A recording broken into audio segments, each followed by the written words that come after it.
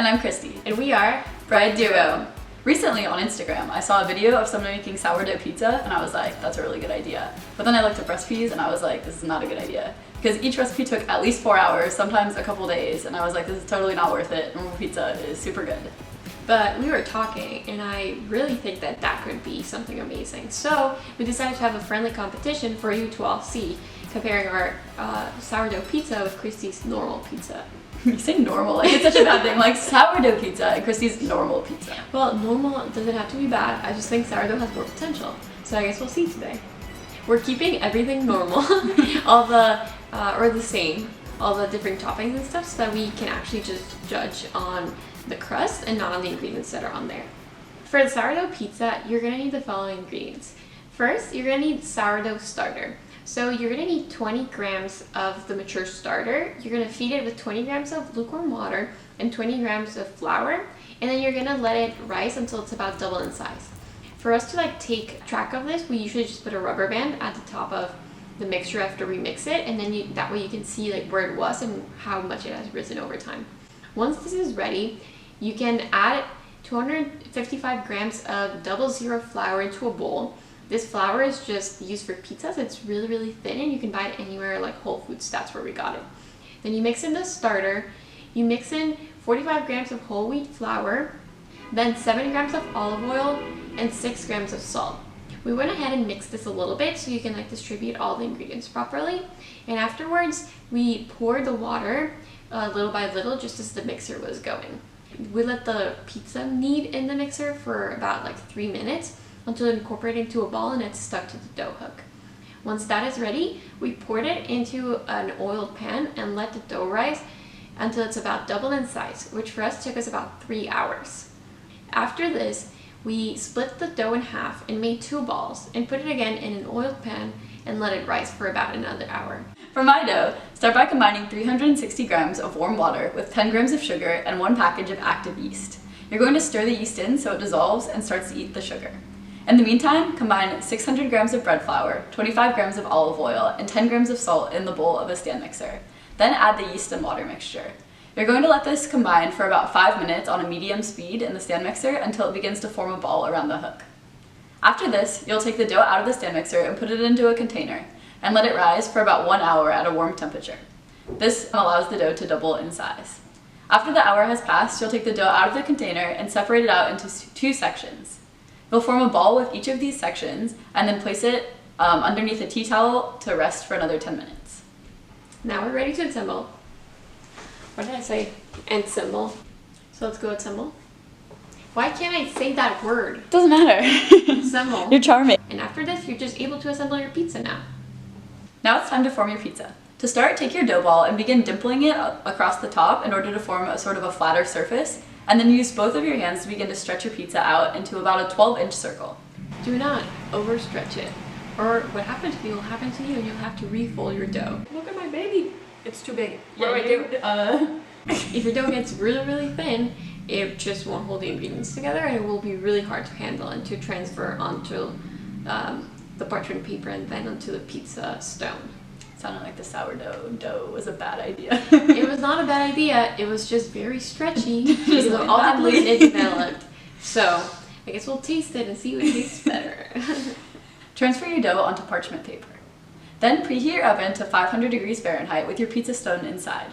Next, you can place your toppings on your pizza. For our first pizza, we chose to do a base of balsamic onions with Brussels sprouts, mozzarella cheese, parmesan, and red chili flakes. For our second pizza, we chose to do a base of tomato sauce, then topped it with burrata cheese, cherry tomatoes, and some basil on top. Once you're done topping your pizza, you will transfer your parchment paper into the pizza stone, and you have to carefully place it back into the oven because this will be very, very hot. You said into the pizza stone. Onto it? Yeah. Oh, okay. You're going to transfer the pizza using the parchment paper onto the pizza stone and then put that back into the oven. You're going to keep it in there for about 7 to 10 minutes or until it's golden on the edges. Make sure you monitor this closely because some of our pizzas took on the lower end of this bound and some took longer. After your pizza is done baking, you can take the pizza stone out of the oven carefully and slide your pizza off of the parchment paper onto a cooling rack. And then it's time for us to taste it. So we sliced our pizza into pieces. We sliced our pizza using a pizza cutter. Can I fight you? We sliced our pizzas using a pizza cutter and then we tasted them. So let's see who won. Okay, so mine's a lot prettier. I agree. I think it also has, I don't think it really tastes like pizza. Yeah, it's really good. Feels more bready.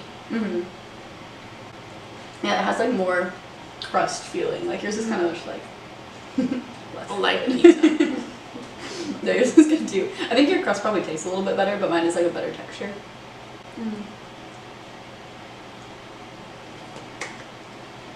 Okay. Okay, so what do you think wins? I think yours. Really? Yeah. But we didn't take pictures of these pizzas. It's pretty good. I like the burrata. Burrata's just... It still feels a little cakey. Why do you think that is? It has 2 tomatoes on it. It's like your lucky day. It tastes really good. Yeah, why? This one tastes way, way different.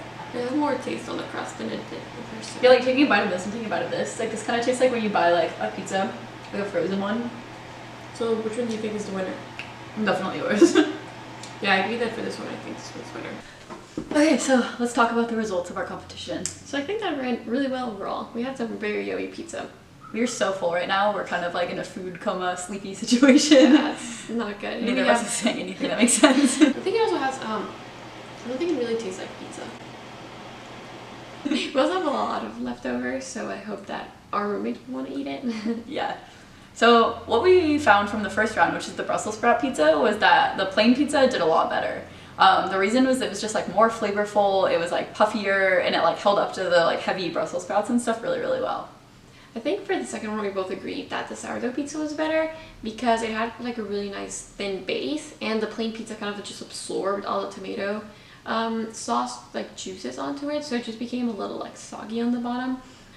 So I think that if you're looking for like a very like good like textured pizza, then you're probably looking for a plain pizza. But if you're looking for something with a little more flavor than your normal pizza, then that's probably the sourdough pizza.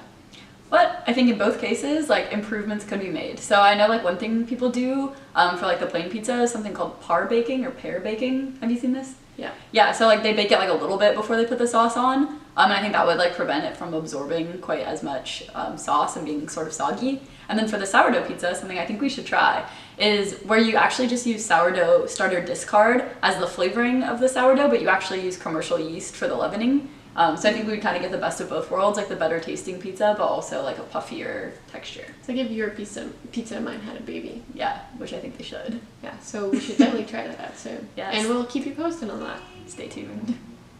So like and subscribe. Smooth. If you wanna, okay, cut. If you Cut. okay. If you're interested in our videos and want to keep watching more, please make sure you like and subscribe. And we're also on Instagram as Bread Duo Official. I have a better ending. What? If you want to see me and Marianne's baby. So now we have babies. We should adopt. Okay. If you want to see Marianne and my pizza have a baby in the future, make sure to subscribe to our channel so you can know when we post again. Bye.